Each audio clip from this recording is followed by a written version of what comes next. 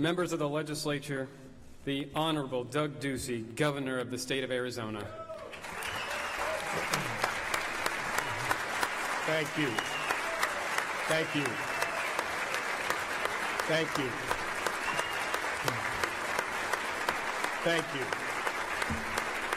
Thank you very much. Thank you. Thank you. Speaker Mesnard, President Yarborough, Chief Justice Bales, members of the legislature and judiciary, all of my fellow Arizonans, I'm again grateful to be here.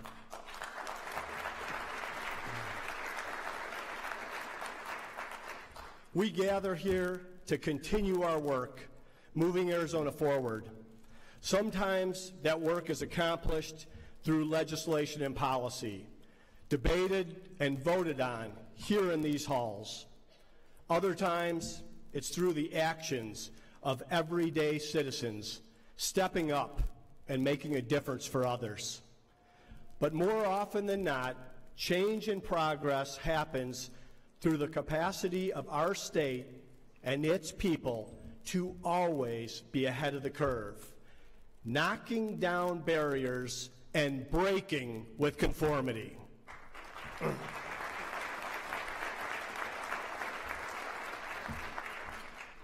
This April marks 30 years since one of our state's most beloved and cherished leaders took to this podium, beehive and all, and in doing so, shattered the glass ceiling through all 9 floors of the executive tower, right up to the governor's office.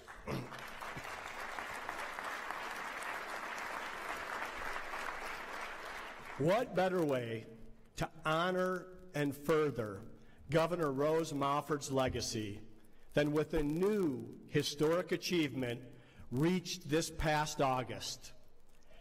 The highest percentage of female legislators of any state in the nation.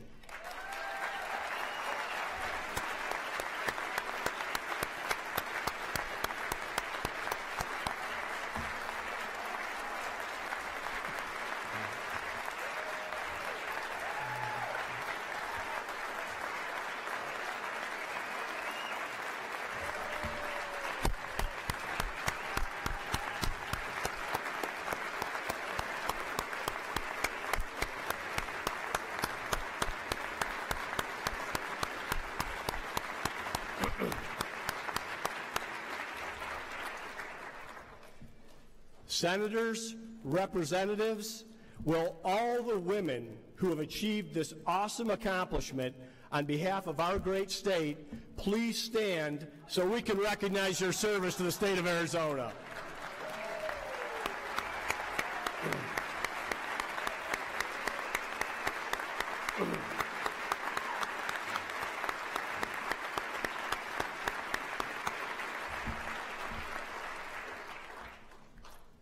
Think about it. Here are 3 additional milestones that only Arizona can claim. 1, more women governors to date than any state in American history. 2, the home of the first female United States Supreme Court Justice. And 3, the state that 2 decades ago voted women into every single statewide elected executive position.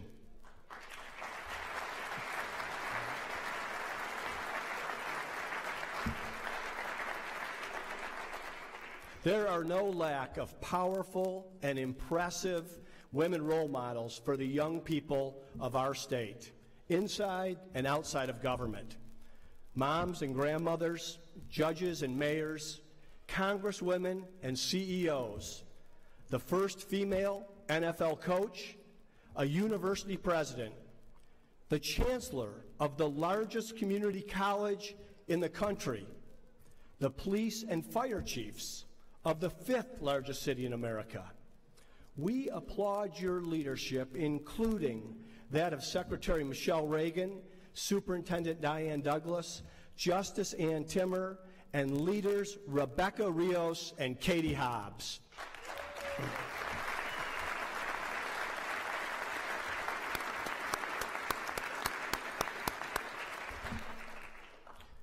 This trail was blazed long ago.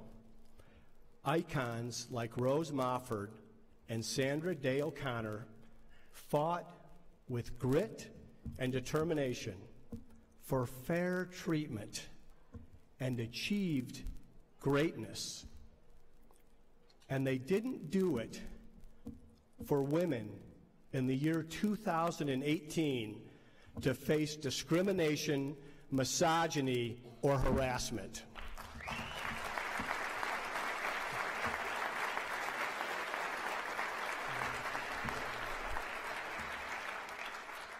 The reason they did it was so the women who followed them would not only have their voices heard in our country, but so they would help lead and shape our great country.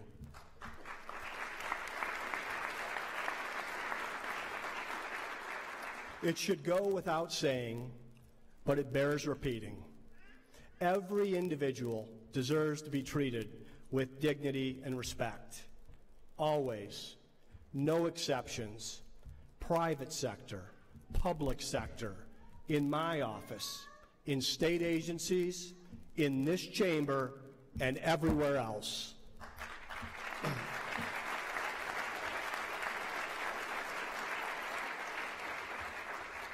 In Arizona, we are blessed to stand on the shoulders of giants.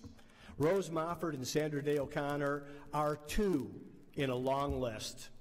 Whether it's Bruce Babbitt's work ushering in the historic water policy that's allowed us to grow and thrive in the desert, John McCain's selfless service to country, Gabby Gifford's resilience against all odds,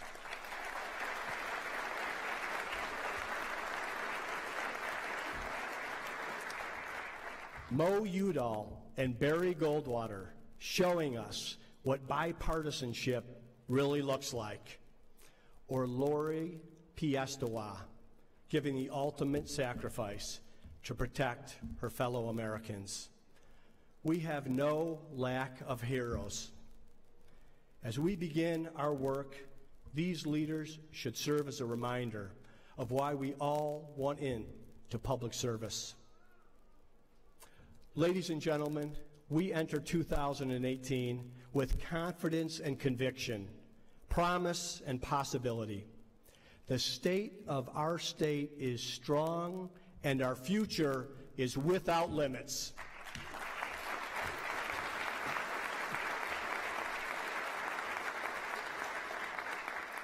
By working together with a spirit of service, with integrity, humility, by forgetting about who should get the credit, we can move Arizona forward and in a way that will make our fellow citizens proud. So let's get to work.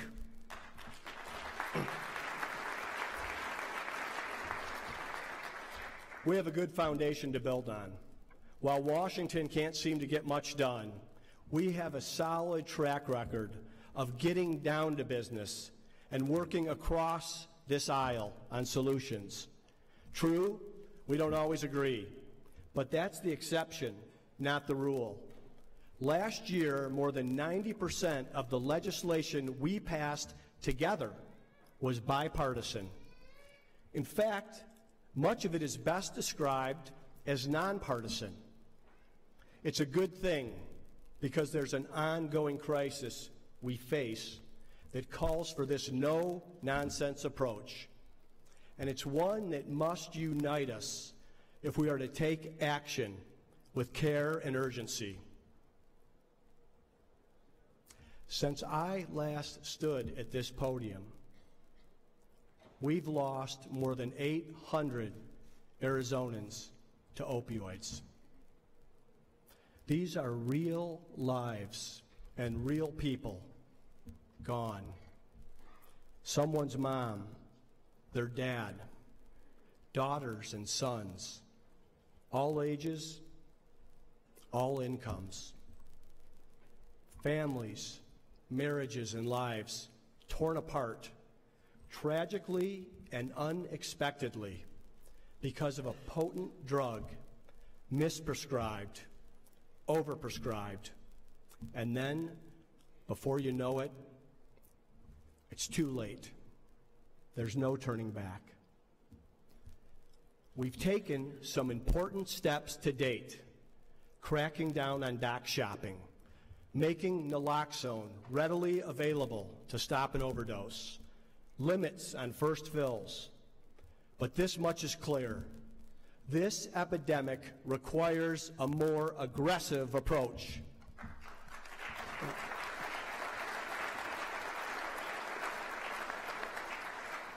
When we have 4 doctors in one small rural county of 200,000 people prescribing 6 million opioid pills in just 1 year, 6 million, something has gone terribly, terribly wrong. And we know that 75% of heroin addicts started on opioids.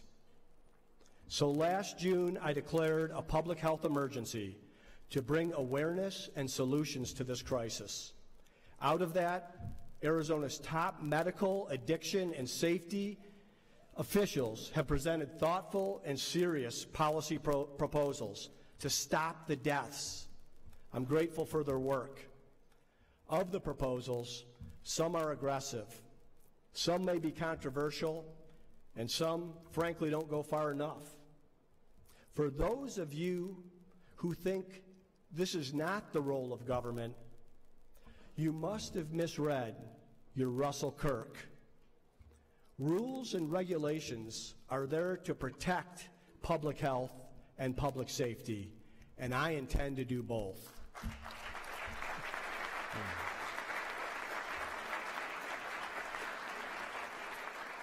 In the coming days, and in partnership with legislative leadership, I will call for a special session so we can focus on this as one of our first orders of business with the priority it deserves.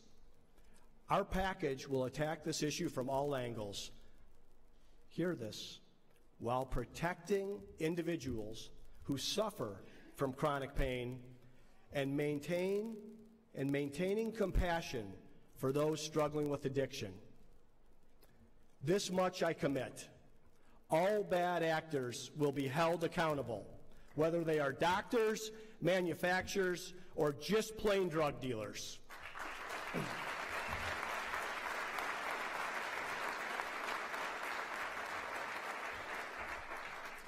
When it comes to protecting public safety, we know who's on the front lines.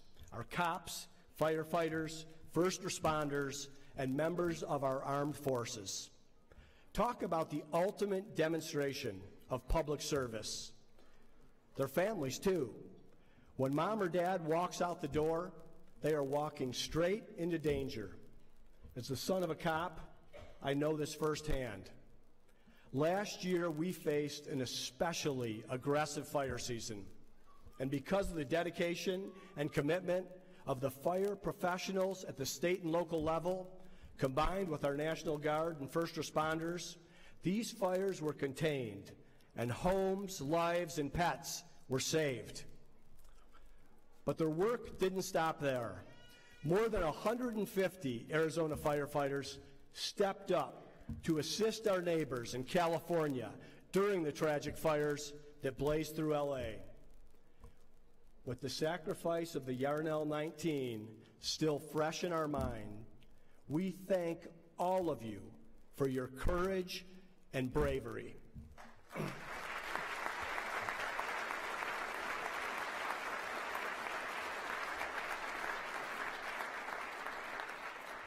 Our police officers are also facing new challenges and are rising to the occasion with valor. 2 years in, our border strike force continues to stop the flow of illegal drugs, weapons, and cash into our state. We made a decision If Washington, D.C. wasn't going to secure our border, Arizona would.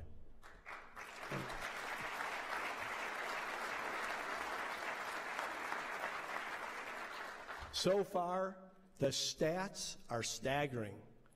238 guns seized, 167,745 rounds of ammunition seized, 47,842 pounds of marijuana seized, and 11 million hits of heroin seized.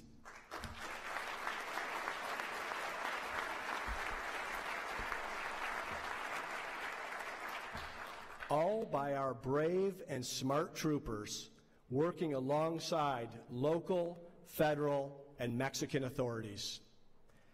This is, without a doubt, making Arizona and America a safer place, and it's worthy of our continued investment.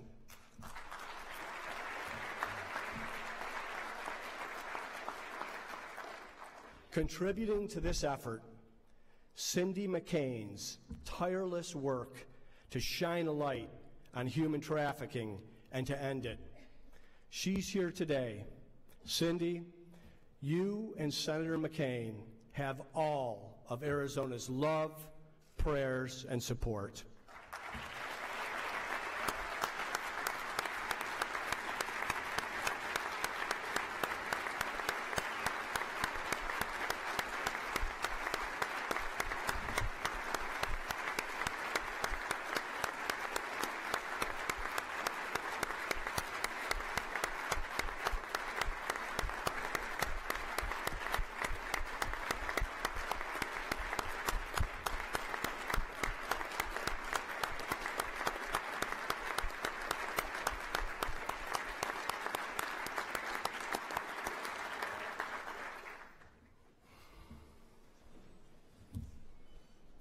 On the topic of public safety, we wake up too frequently these days to the report of another death on our highways. A wrong-way driver, and in many cases it comes back to drugs or alcohol. You'd think it was obvious by now, but to anyone out there who hasn't gotten the memo, booze, drugs, and driving don't mix. Your actions are beyond foolish. They are lethal, and we will not tolerate it. Let's pass a bill. Those reckless enough to put lives on the line by driving the wrong way on our highways under the influence of drugs or alcohol should face a felony conviction and prison time. No exceptions.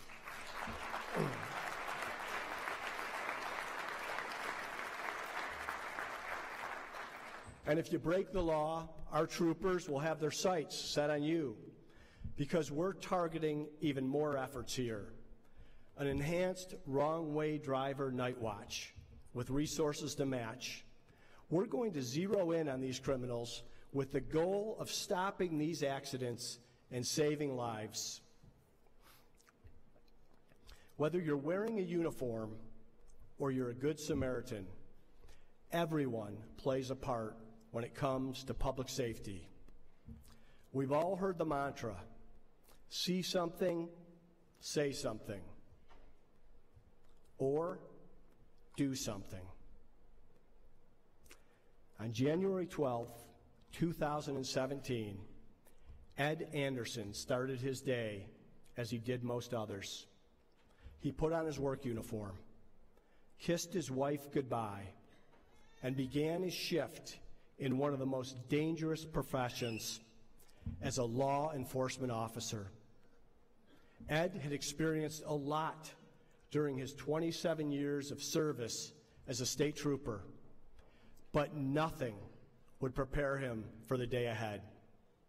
While en route to a scene, Trooper Anderson spotted a rollover car wreck. He stopped to assist a woman ejected from the crash and was immediately ambushed by the meth-infused driver of the car.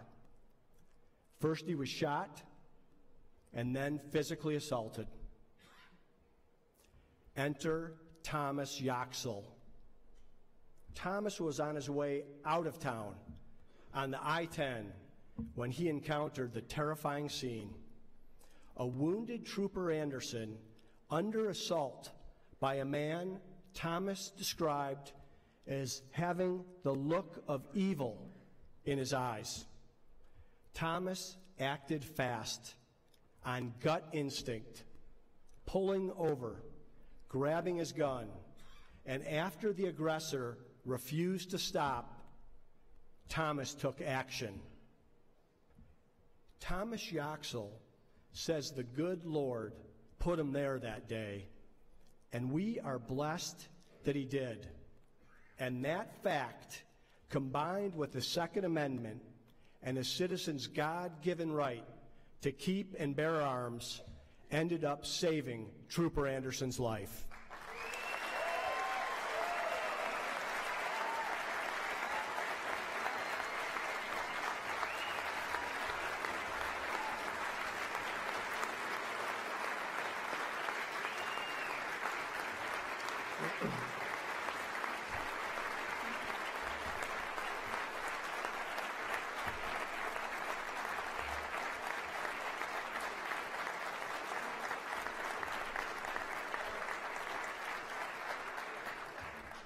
These men have formed a bond that will last a lifetime.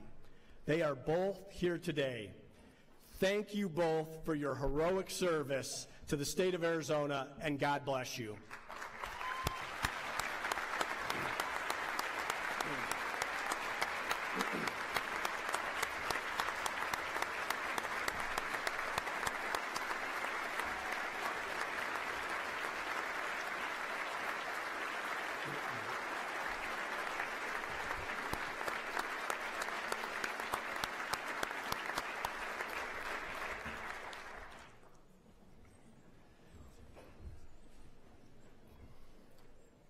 Two decades ago, Thomas Yoxel says it wouldn't have ended this way. He was in prison after a series of mistakes he made in his youth. Today, his life is back on track. His rights have been restored, and he represents the ultimate second chance story and a reminder that every life matters and no one should fall through the cracks in our society.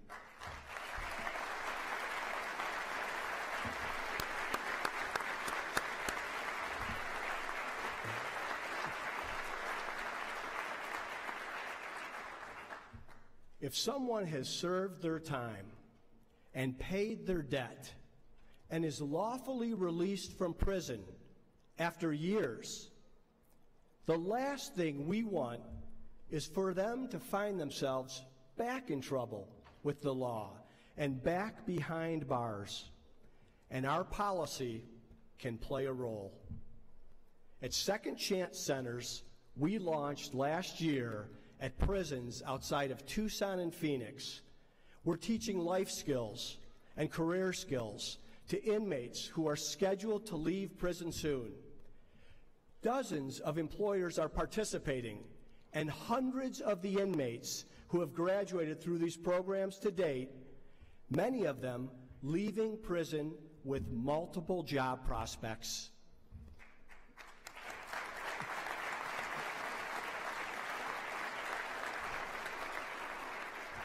So let's expand these programs with capacity for 975 more inmates to participate each year.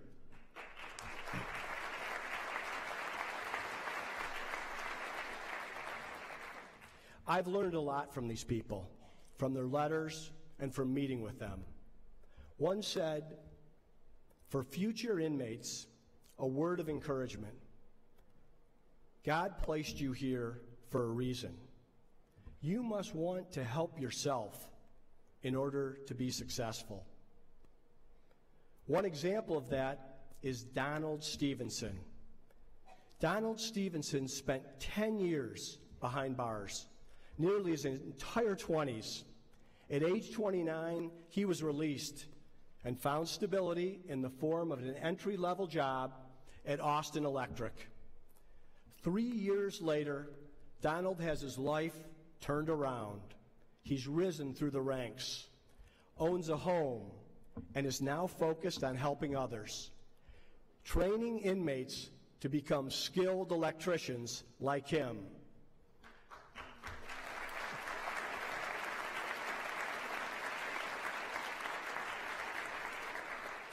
I want to salute Donald, as well as Toby Thomas, the president of Austin Electric, and Connie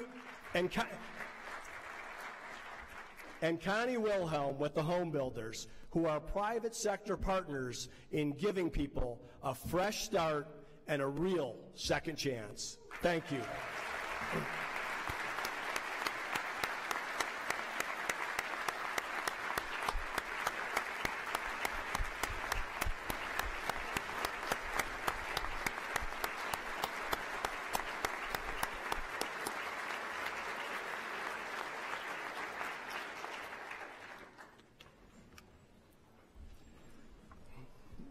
These efforts are paying off. We've seen a 10% drop in released inmates going back to prison on a technical violation. And Arizona is experiencing the largest drop in the number of inmates in our prisons since 1974.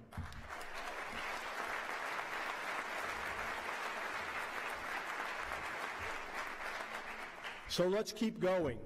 One of the biggest impediments for released inmates to get back on their feet is the lack of a legal form of identification. I've instructed the Department of Transportation to work with the Department of Corrections to do everything they can to start getting soon-to-be-released inmates' IDs before they walk out the doors. Let's get these people off the streets and in a job with the goal of shutting down prisons, not building new ones.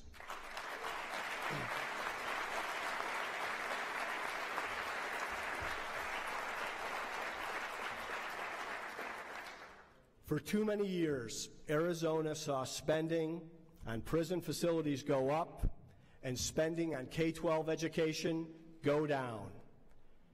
Not anymore. For the second year in a row, my budget will add no new prison beds.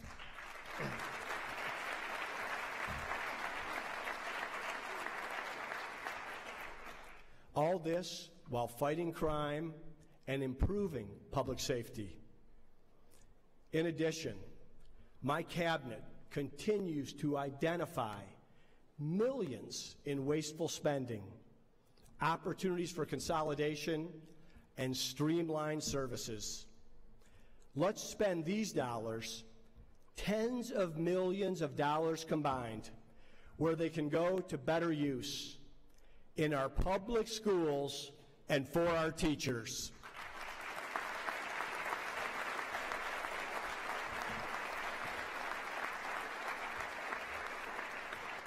But before we talk dollars and cents, let's address something. Some folks think the best argument for a greater investment in our public schools is to claim that our schools are failing. Well, they're wrong. The most compelling argument for investing in our public schools is that they are improving and getting better.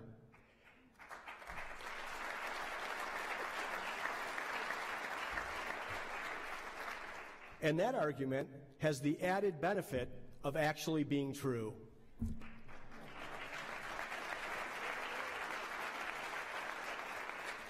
You wouldn't always know it from picking up the newspaper or turning on the TV, but Arizona public schools are showing real, measurable signs of progress, and they are leading the nation in some important areas. 4 of the top 5 public high schools in America are right here in Arizona.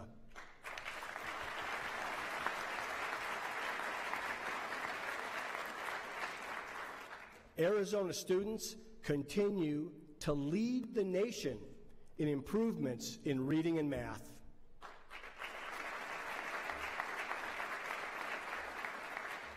3 Arizona school districts, Chandler, Peoria, and Washington Elementary, placed in the top 20 nationwide for academic gain.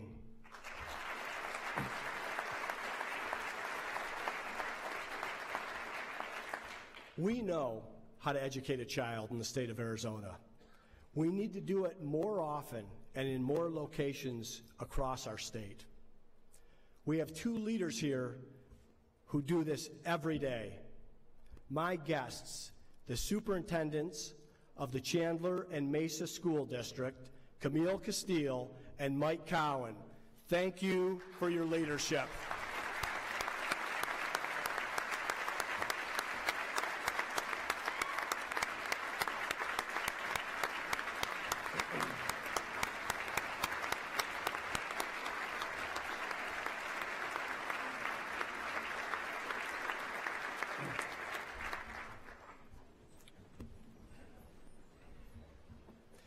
So let's get some facts straight.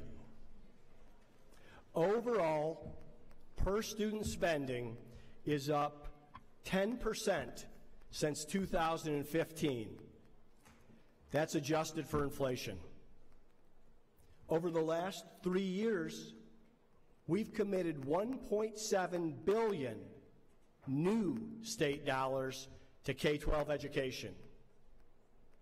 Since fiscal year 2015, school districts have increased their investment in teacher salaries by 9%.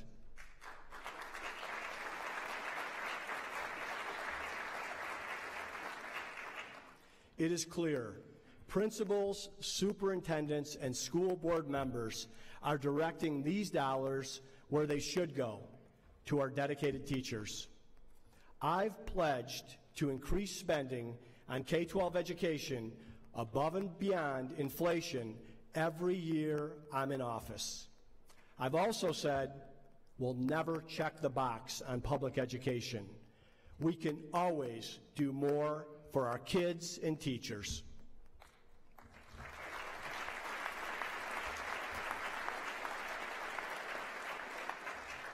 This week I will release my budget. It will include a full commitment to accelerate the state's K-12 investment and restore long-standing cuts from the recession made before many of us were here. At the same time, we will maintain our investments in targeted programs that are working and making a difference for Arizona families. All-day kindergarten, career and technical education, computer science and coding, reducing wait lists, closing the achievement gap, high-speed internet to rural schools, and new school buses.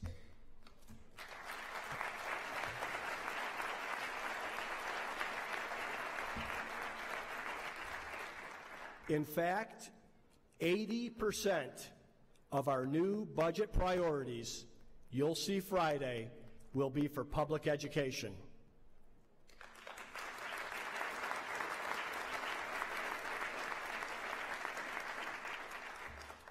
We know what works, and we know how to get big ideas done. We've done it before. Prop 123 was the result of a partnership between Democrats and Republicans, the education and business communities, the voters for saying yes, and of course our teachers, the biggest difference makers of them all. If we are to succeed on future efforts around public education, we must work in the same way, together.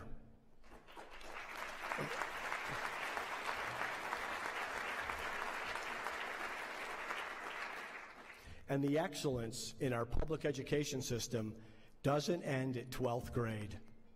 Our 3 public universities continue to be national pillars in higher education. And our 3 university presidents are leaders among their peers. President Michael Crow, President Rita Chang, and President Bobby Robbins. Arizona is lucky to have you.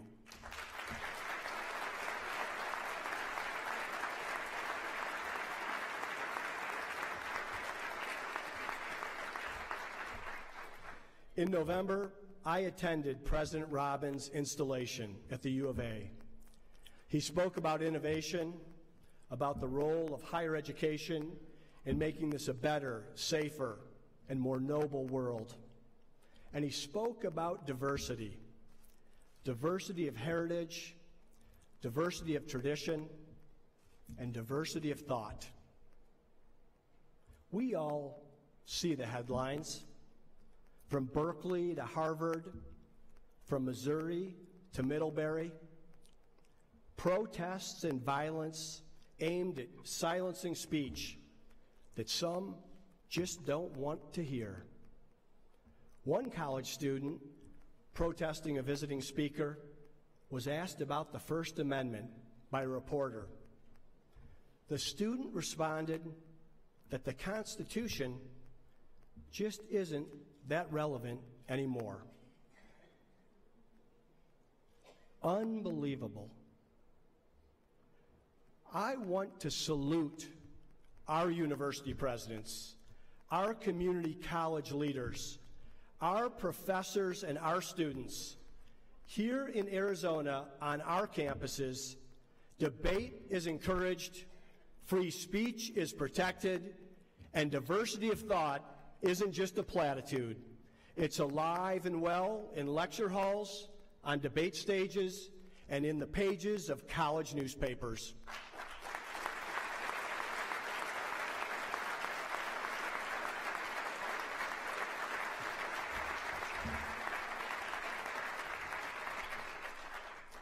And as someone who has taken the oath of office to preserve and protect the United States Constitution, I'm here to tell you, the Constitution is not only relevant, it's the law of the land.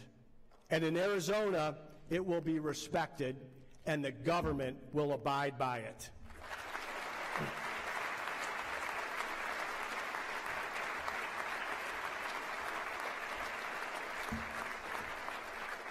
It's worth remembering, for centuries, American men and women laid down their lives to protect this Constitution.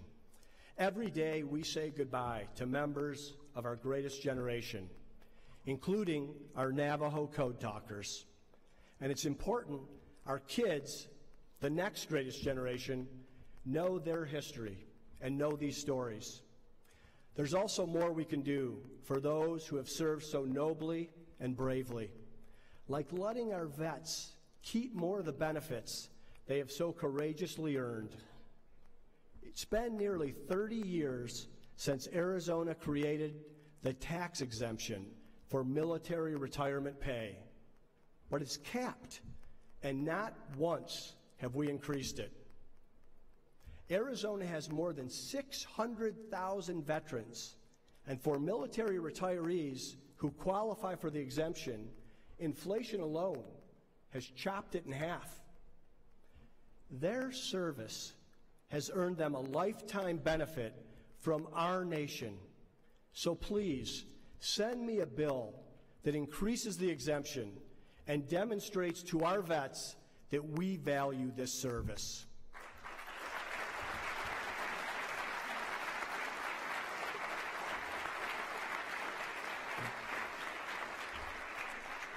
There are so many issues we can find common ground on, like protecting the lives of children in our state. That's why we acted to prevent 24,530 low-income children from getting health insurance cancellation notices days before Christmas. As Washington continues to dither on this issue, and while members of Congress give meaningless floor speeches and drag their feet, we've got a plan to fund kids' care through the spring. But in the meantime, I've got a message for Congress. Do your job.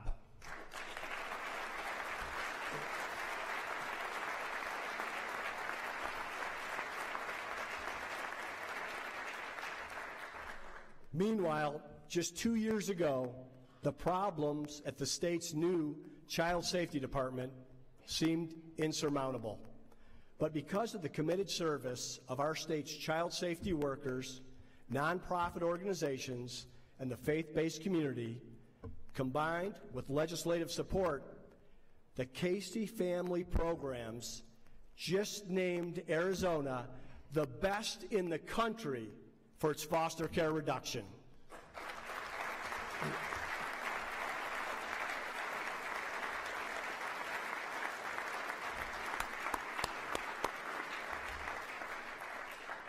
The average caseload has dropped from 145 cases to 16.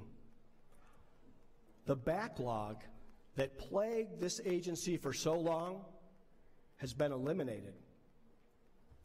And since a year ago, we have found safety and permanency for nearly 11,000 children.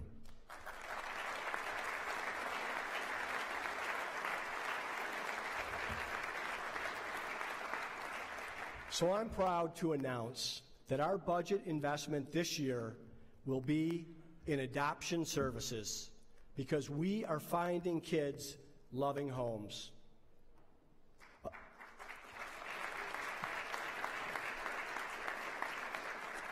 Again, I want to thank our faith-based community for stepping up to the plate.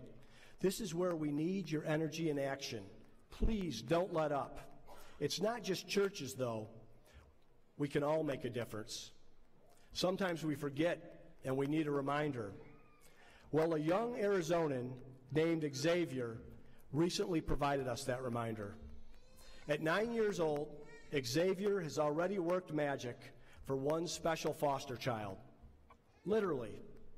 In anticipation of his family's visit to the wizardly world of Harry Potter, Xavier decided other kids, less fortunate kids, deserved the same fun. So he started making Harry Potter wands and selling them. His family held a bake sale at a local preschool. His sister sold lemonade. Before he knew it, Xavier and his family had raised nearly $2,000, and he used all of it to send a foster child, all expenses paid, to see Harry Potter World for themselves at Universal Studios. Xavier is here today. Xavier, you and your family are an inspiration. Thank you for reminding us what it means to treat others with respect.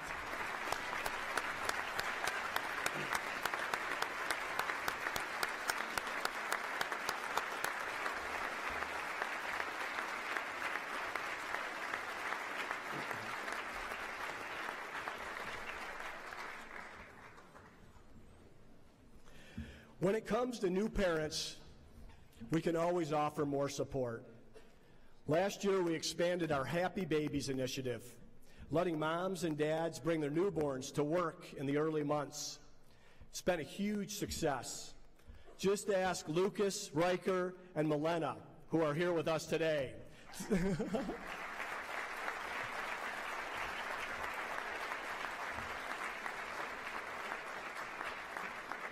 These are 3 successful graduates of the program. Happy Babies is now deployed in 9 state agencies, and more than 250 babies have graduated. We've got plans to continue expanding it. Even better, private sector companies have reached out, wanting to model their own programs after it, helping more Arizona parents avoid having to decide between work and family. After all, it's these dedicated state employees who are driving results and efficiencies throughout our government. They are valued members of our team. They are a model to other states, counties, cities, and even the federal government of how to provide quality customer service to the taxpayer.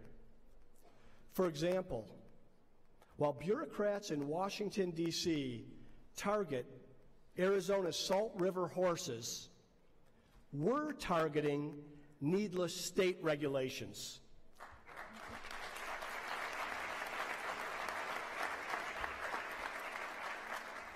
Last year, we wiped out 676, eliminated them, And our estimates show that these reforms have saved real people more than $48 million. That's the equivalent of a $48 million tax cut without costing the general fund $1.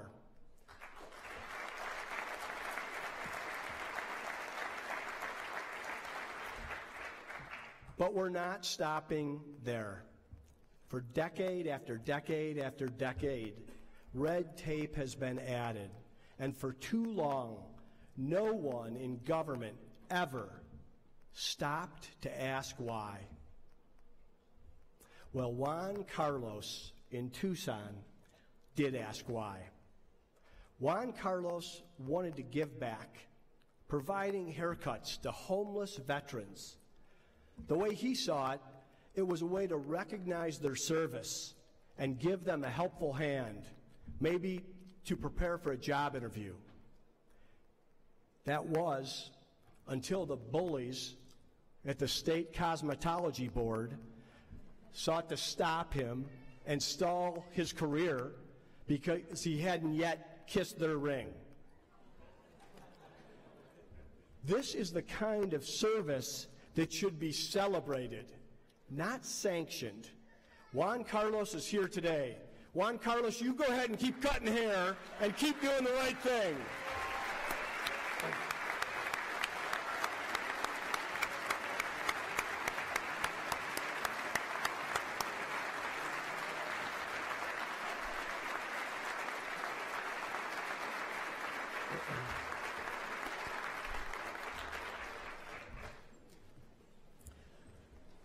Now, these same special interest bullies are at it again, this time going after people who simply want to make a living blow-drying hair. No scissors involved. It's the latest craze, and one where the government currently requires 1,000 hours of training. 25 weeks, more than an EMT, certified nursing assistant, or truck driver. Representative Ugenti Rita has a bill to change that. Let's get more Arizonans to work and get it passed.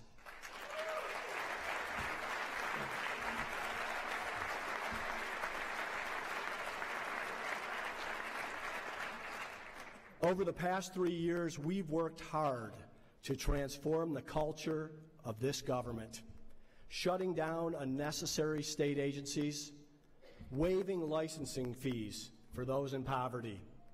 We're cutting red tape, chipping away at regulations, and opening up economic freedom. A word of advice to those bureaucrats, and yes, even some elected officials, who are resisting this effort.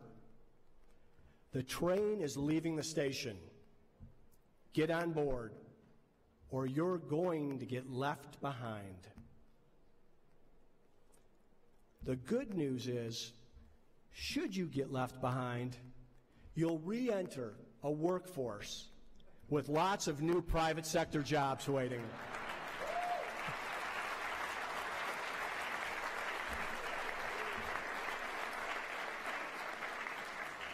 Because in Arizona, we know the recipe for success: lower taxes, light regulation, great public schools, superior quality of life, and responsible water policies that will protect us from sharing in California's water crisis.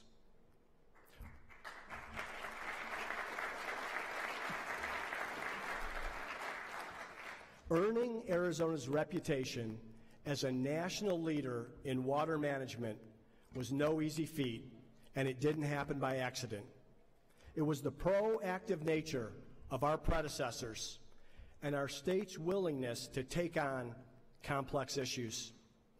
This session, we must follow their lead and put forward responsible policies that will ensure Arizona speaks with one voice to secure our state's future for generations to come.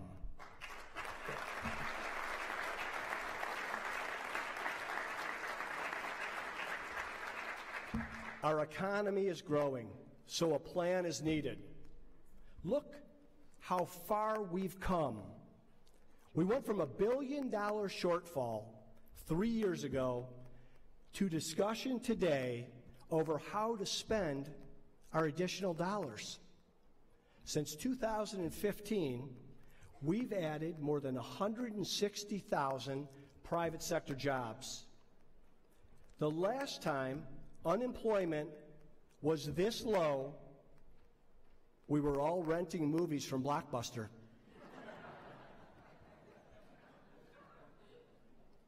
And today, Silicon Valley companies are flocking to Arizona. The New York Times recently featured our success, labeling it a tech boom. When's the last time the New York Times had anything positive to say about Arizona?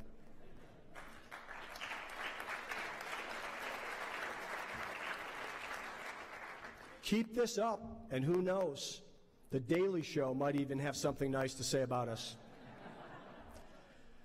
Meanwhile, we're used to attracting companies from California. That's easy. But now we're even taking them from Texas. We're doing something right. People vote with their feet. And today, Arizona is at an all-time record high, 7 million plus residents.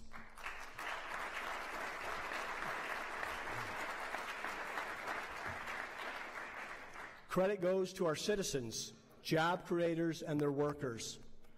We want Arizona to be the entrepreneurial capital of the U.S., the place where new technologies come to flourish, and we are well on our way. Helping our advantage, our proximity to our largest trading partner ×4, Mexico.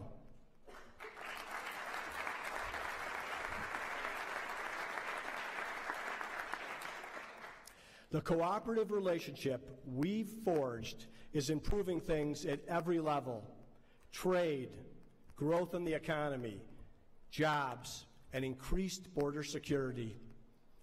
I want to acknowledge the leadership of the first female governor in the history of our sister state of Sonora, here today as a guest of Angela and mine, Governor Claudia Pavlovich.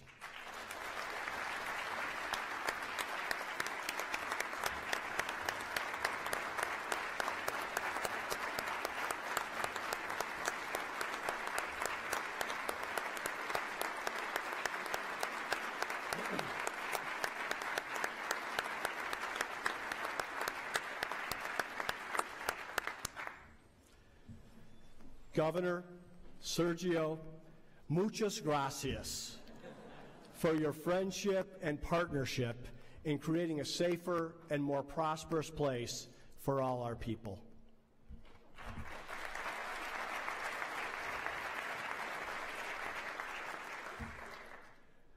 A lot of work will get done at this Capitol over the next several weeks, and I want to emphasize weeks.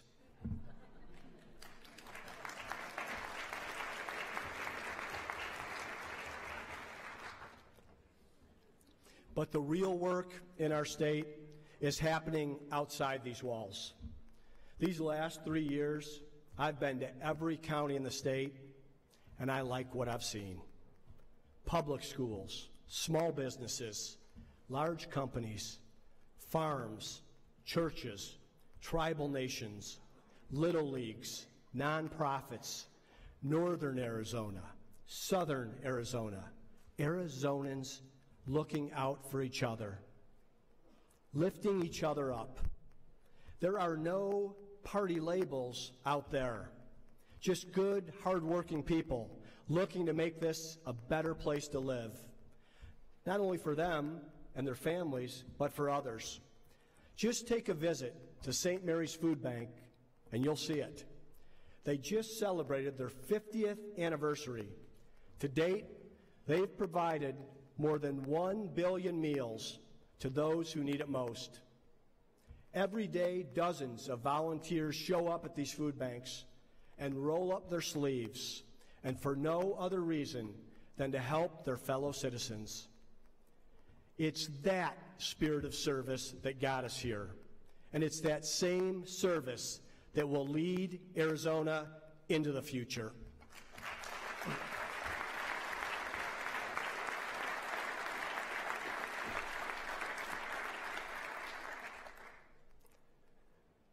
Now, I don't want to sound naive.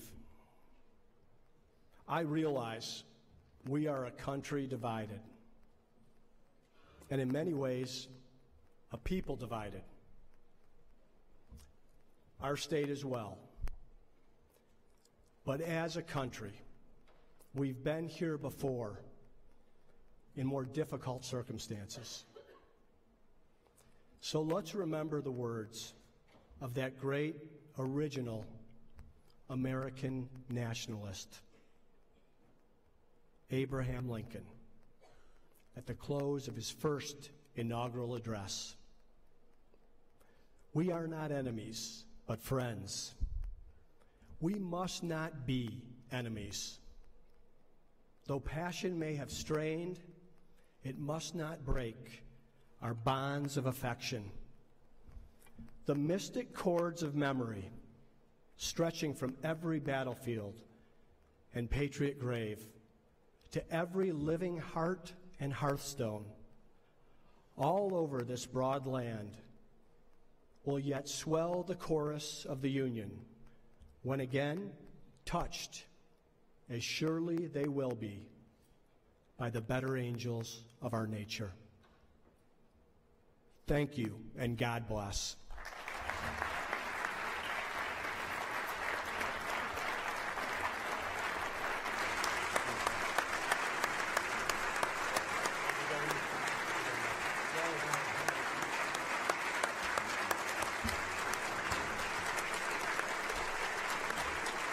The members of the Joint Committee will please escort the Governor from the House chamber.